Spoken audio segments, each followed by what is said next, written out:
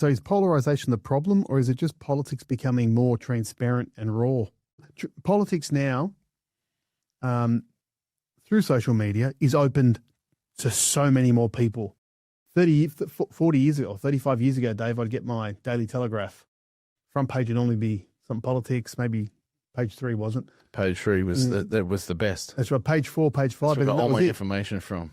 So is the fact that politics is just so much more cut through now in terms of the exposure that it gets through social media, it's made it so much more transparent, and that's driven the polarization? I wouldn't say the transparency's driven the polarization. I think politics is, you said raw. I think that's right. I think it's getting more raw because I think bullshit doesn't fly anymore. I think because we have the ability now to, see more things and obtain more information and more facts, that authenticity matters more now. So I think that the old school politician, stick on your suit, kiss the baby, put on an image, pose for a photo, I think that's gone. I think people do want authenticity now, and I think that's why you see politicians now will drop an F-bomb every now and then, or whatever comes to mind, as long as it's still authentic and in the moment. I think the polarization comes about from the social media, and the social media comes about from the algorithms, and the algorithms reinforcing our opinions.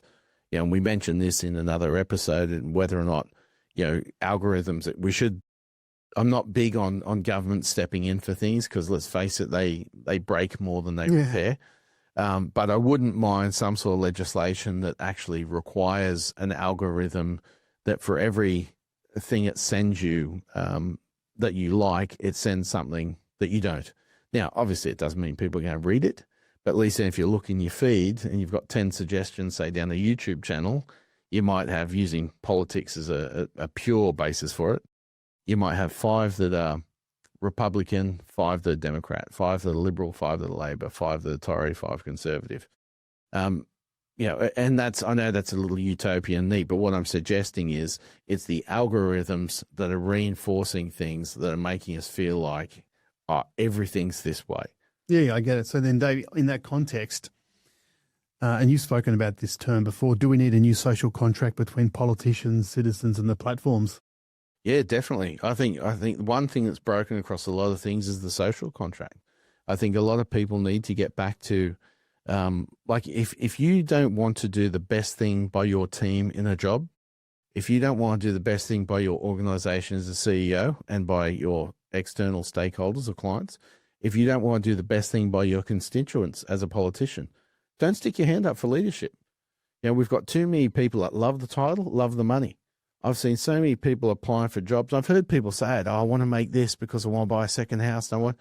That's not why you climb a ladder. In fact, the irony is, in my experience, the best people that lead are the ones that don't want to lead. They normally get tapped on the shoulder and talked into it.